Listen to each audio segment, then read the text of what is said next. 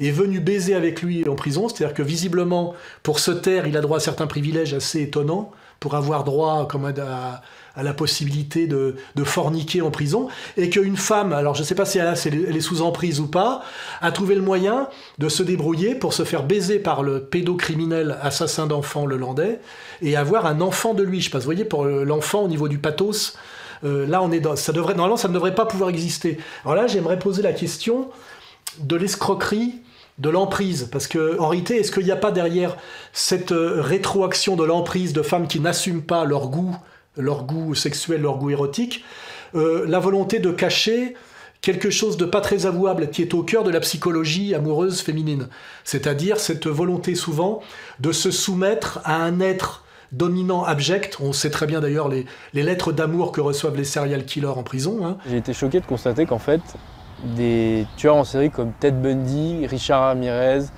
Jeffrey Dahmer, Charles Manson et plein d'autres étaient en fait de véritables tombeurs pour les femmes.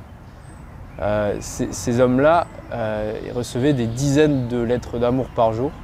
Ils avaient des demandes en mariage une fois qu'ils étaient incarcérés.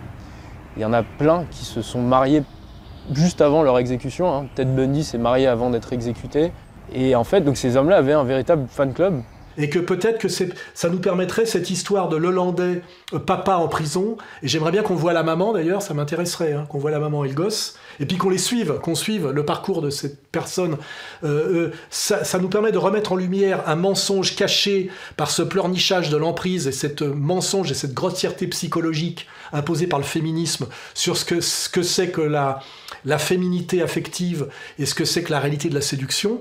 C'est que moi, qui suis un praticien et qui ai une grosse culture de la femme, je vous garantis qu'il y a chez des femmes et chez beaucoup de femmes un goût qu'on peut qualifier de pervers ou de très féminin pour la soumission, la souffrance, une fascination pour les êtres brutaux, dominants, abjects, et d'ailleurs, corollairement, un mépris pour les gentils garçons. Hein, et que moi, la première chose que j'ai appris quand j'étais dragueur, c'est les femmes aiment bien les voyous, et elle n'aime pas les gentils garçons. T'avais déjà eu une expérience avec un bad boy?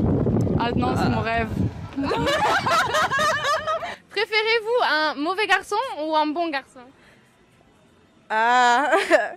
Non, en vrai, c'est mieux les bons garçons, mais on est tout attirés par les bad boys. Mais pourquoi? C'est quoi qui t'attire chez les bad boys? Je sais pas, c'est plus fort que moi. T'es là, ils ont quoi de plus que les bons garçons? Les bons garçons, je sais pas, ils me saoulent. Ben non, mais ils me saoulent pas, non, je suis désolée.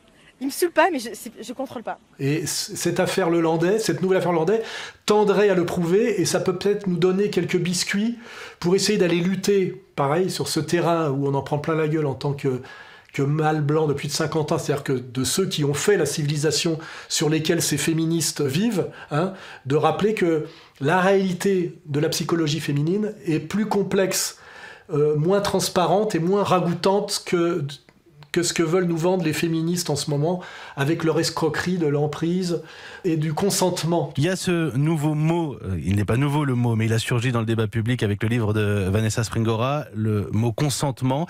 Et vous dites, c'est important, que dire oui, céder ou accepter, ça n'est pas synonyme de consentir. Oui, c'est-à-dire que le consentement, il doit être libre, éclairé. Et ça implique qu'il n'y ait pas de rapport de pression, qu'il n'y ait pas de chantage et qu'il n'y ait pas à aucun moment un acte de violence. Et ça, j'aimerais bien que des féministes honnêtes ou des journalistes qui veulent faire leur travail aillent creuser sur le Landais, la femme qui a réussi à se faire un gosse par lui en prison. C'est un vrai dossier très intéressant sur ce sujet, emprise, consentement, pédocriminalité, satanisme, protection, haute protection de ce genre de personnages dealer de gosses. Hein. Ça contient beaucoup d'aspects et je lance la piste. Hein. Intéressons-nous à Lelandais, sa femelle et l'enfant. Voilà. Et à tout ce que ça dit de contraire au catéchisme féministe de l'emprise et du consentement. Voilà, cette espèce de nouvelle escroquerie féministe de l'emprise et du consentement. Voilà.